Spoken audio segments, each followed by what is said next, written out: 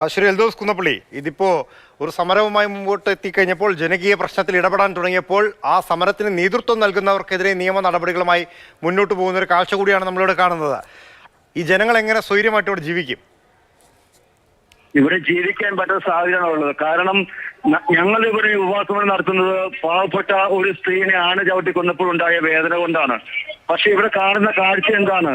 ഇവിടെ രമേശ് ചെന്നിത്തല വന്ന് ഇത് ഉദ്ഘാടനം ചെയ്ത് പോയതിനു ശേഷം 11 മണിയോടുകൂടി ഇവിടെ ഉണ്ടായിരുന്ന DCC പ്രസിഡന്റ് പന്തലിൽ നിറങ്ങി തൊട്ടടുത്ത കടയിൽ കയറിയപ്പോ പോലീസ് വട്ടം വിട്ട് പിടിച്ച് അദ്ദേഹത്തെ കൊണ്ടുപോയി. 1 മണിക്കൂറിലേറെ സമരമായി. ഇപ്പോഴും എറണാകുളം DCC പ്രസിഡന്റ് മുഹമ്മദ് ഷിയാസ് ഏത് സ്റ്റേഷനിലാണ് ഞങ്ങൾക്ക് ആർക്കും യാതൊരു വിവരവുമില്ല.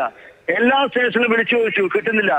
10 മിനിറ്റ് കഴിഞ്ഞപ്പോൾ 200-ലധികം പോലീസുകാർ വന്ന് ഇവിടെ പന്തലിൽ കയറി ഞങ്ങളെ എല്ലാവരും ഓടിച്ച് പ്രവർത്തകർ തല്ലി പിരിച്ചുവിടുന്ന അവസ്ഥയാണ് ഉണ്ടായിട്ടുള്ളത്. ആ സമയത്ത് അത് തടുക്കാൻ ചെന്ന മാത്യു കുഴൽനാടൻ MLA അറസ്റ്റ് ചെയ്ത് വാഹനത്തിൽ കയറ്റി കൊണ്ടുപോയി. മാത്യു കുഴൽനാടൻ മെഡിക്കൽ എടുത്ത് ഇപ്പൊ അദ്ദേഹം കോതമംഗലം സ്റ്റേഷനിലുണ്ട്. മുഹമ്മദ് ഷിയാസ് എവിടെയാണെന്ന കാര്യത്തിൽ നമുക്ക് ആർക്കും നമ്മൾ എങ്ങനെ ജീവിക്കാൻ കഴിയും, എങ്ങനെ മുന്നോട്ട് പോകാൻ കഴിയും? ഈ രീതിയിലാണ് പിണറായി വിജയന്റെ പോലീസ് മുന്നോട്ട് പോകുന്നതെങ്കിൽ ജനങ്ങൾ എങ്ങനെയാണ് മുന്നോട്ട് പോവുക എന്ന് നമുക്ക് പറയാൻ പോലും കഴിയാത്ത സാഹചര്യമാണുള്ളത്.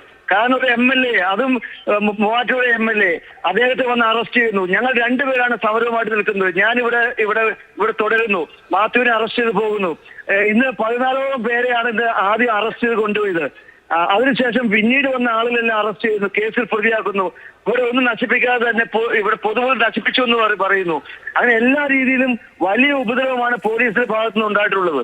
ഇവിടെ സാധാരണക്കാരന് ജീവിക്കാൻ പറ്റുന്ന സാഹചര്യം. ഇവിടെ ഈ രീതിയിലാണ് ഇവിടെ ഈ ക്രമസമാധാനം പാലിക്കുന്നതെങ്കിൽ എങ്ങനെയാണ് മുന്നോട്ട് പോകാൻ കഴിയുക? അപ്പൊ വളരെ മോശമായ രീതിയിലാണ്. ഇപ്പൊ രമേശ് ചെന്നിത്തല കൂടി ഇങ്ങോട്ട് കടന്നു വന്നിട്ടുണ്ട്. അദ്ദേഹം ഇവിടെ കുത്തിയിരുന്ന് സമരപരിപാടി തുടരുകയാണ്.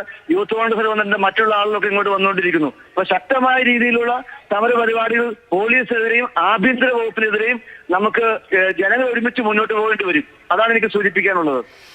ശരി.